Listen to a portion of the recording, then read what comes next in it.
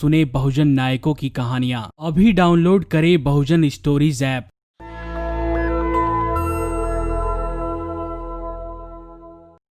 Patreon और अन्य माध्यमों से नेशनल दस्तक का सहयोग करने वाले सभी दर्शकों का बहुत बहुत शुक्रिया। आपके सहयोग से ही बहुजन मीडिया को नई ऊंचाई मिल रही है और मनोबल और अधिक बढ़ रहा है। आशा है आगे भी आप हमें ऐसे ही सपोर्ट करते रहेंगे। धन्यवाद।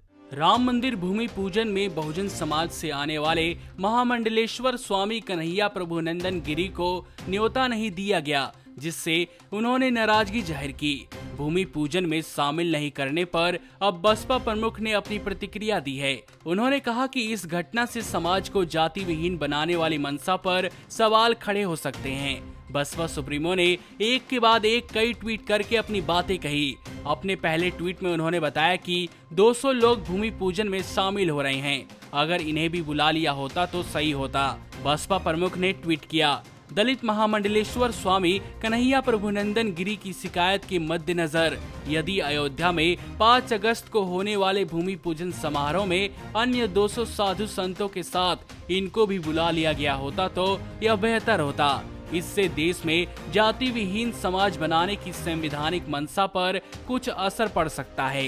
वहीं दूसरे ट्वीट में उन्होंने बहुजन समाज के लोगों को नसीहत दी है कि उन्हें इन सब के चक्कर में पड़ने की बजाय बाबा साहेब के रास्ते पर चलना चाहिए।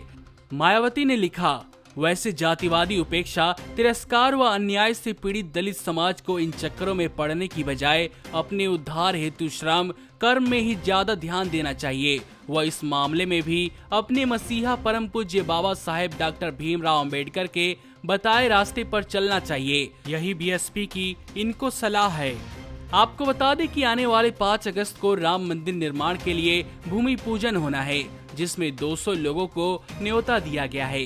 प्रधानमंत्री नरेंद्र मोदी को भी भूमि पूजन के कार्यक्रम में न्योता दिया गया है। वहीं स्वामी कन्हैया प्रभुनंदन गिरी को इसमें न्योता नहीं मिला है।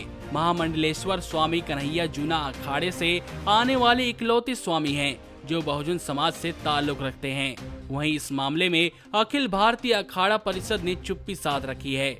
महामंडलेश्वर स्वामी ने उनको भूमि पूजन में नहीं बुलाए जाने पर सरकार पर निशाना साधा है।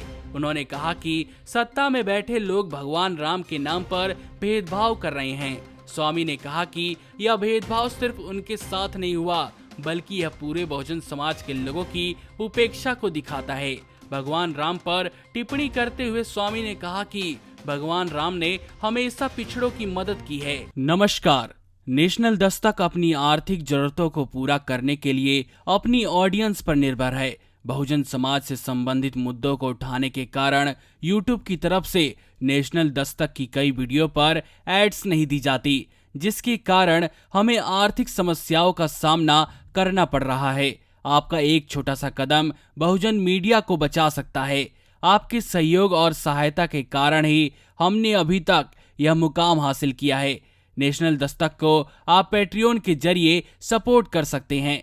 इसके साथ ही आप अन्य माध्यमों जैसे यूपीआई, गूगल पे, डेबिट कार्ड, वॉलेट, फोन पे आदि से भी हमारी मदद कर सकते हैं, जिसका लिंक वीडियो के नीचे डिस्क्रिप्शन में डाल दिया गया है। पैट्रियन पर आप हमें प्रतिमाह $2 यानी 140 रुपए प्रतिमाह से हमारे साथ जुड़ सकते हैं। दूसरे माध्यमों में राशि की कोई सीमा नहीं है। आपके सहयोग से ही बहुजन मीडिया को एक नई दिशा मिली है और इसे अभी एक नए मुकाम तक लेकर जाना बाकी है, जो आपके साथ के बिना संभव नहीं है। आपसे डायरेक्ट फंडिंग से हम आपके अधीन हो जाएंगे और एक स्वतंत्र मीडिया के तौर पर समाज की आवाज को बुलंद कर पाएंगे। धन्यवाद।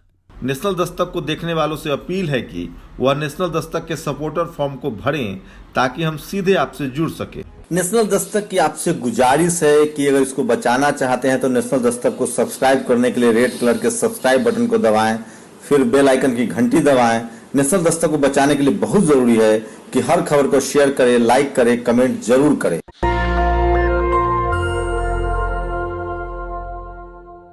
सुने बहुजन नायकों की कहानियां। अभी डाउनलोड करें बहुजन स्टोरीज ऐप।